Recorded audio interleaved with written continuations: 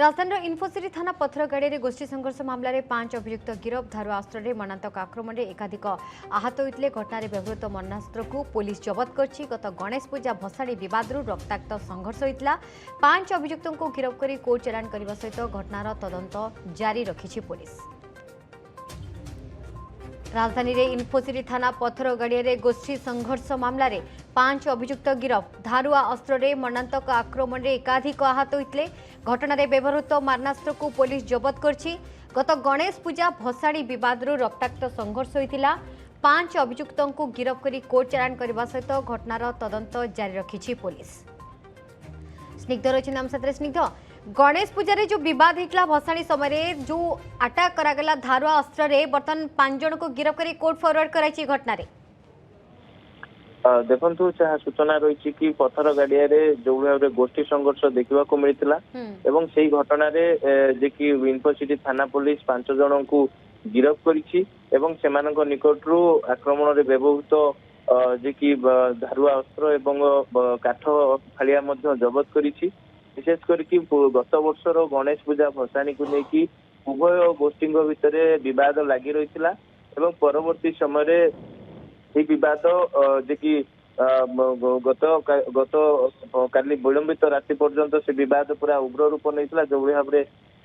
उभय उभय गोष्ठी की आक्रमण करते जहाँफल एकाधिक लोक मैंने आहत होती मेडिकल रे भर्ती करा से चिकित्सित होती यार भितर इनफोसिटी थाना पुलिस 5 जन को गिरफ कर गिरफ अभियुक्त माने होती पपुन जेना एवं बिंबाधर जेना चंदन महापात्र विपिन महापात्र एवं अमूल्य महापात्र ये 5 जन व्यतीत आहरी अनेक आक्रमणकारी माने अछंती सेमानंकु धरिया पई कि विभिन्न स्थान में चढ़ऊ जारी रही किंतु जहाँ सूचना रही कि गत वर्षर गणेश पूजा भसाणी को लेकिन एभली गोष्ठी संघर्ष बा रक्तपात संघर्ष देखा मिलता एवं गोटे कथा है जे दुई साही अर्थात बेहरा साही और जेना साही एवं यही दुई साही भितर पूरा विलंबित राति केमिति पूरा रक्ताक्त संघर्ष होता उभय उभय गोष्ठी को आक्रमण प्रति आक्रमण करते जहाँफल एकाधिक लोक मैंने आहत होते मेडिकल रे भर्ती करा चिकित्सा चली किंतु जो अभियुक्त माने गिरफ होती तेरे सेमानंकर नारे कौन अपराधिक मामला रही कि से नहीं इनफोसिटी थाना पुलिस तदंत आरंभ कर खोलताड़ आरंभ किंतु जहाँ सूचना रही कि जे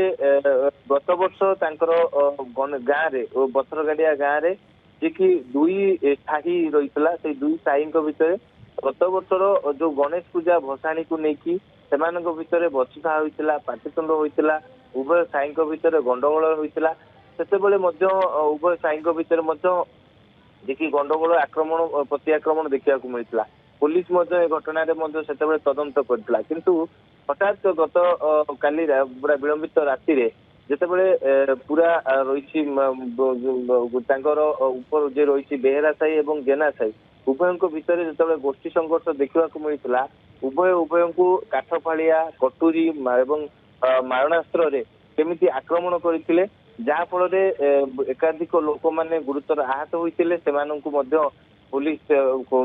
मेडिकल रे भर्ती करथिला जेहेतु गाँव में गोटे लॉ एंड ऑर्डर सिचुएशन होता से व्यापक पुलिस फोर्स मुतयन करा जायतिला निजे जोन एससीपी कथा कहतु इनफोसिटी थाना कथा कहतु एवं चंद्रशेखरपुर थाना पुलिस कथा कहतु समस्ते पथरगाड़िया गाँव में जाई लोकों को बुझासुझा करते जो दुई साही मुरबी रही 5 जन को गिरफ कर कोर्ट फरवर्ड कर पथरगाड़ी गोष्ठी संघर्ष मामला राजधानी इनफोसिटी थाना पुलिस बर्तमान तदंत कर 5 अभियुक्त को गिरफ कर